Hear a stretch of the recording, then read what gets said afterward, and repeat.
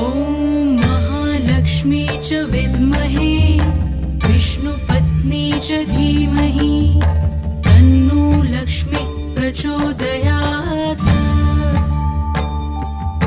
ॐ महालक्ष्मी च विद्महे विष्णुपत्नी च धीमहि तन्नो लक्ष्मी प्रचोदयात्।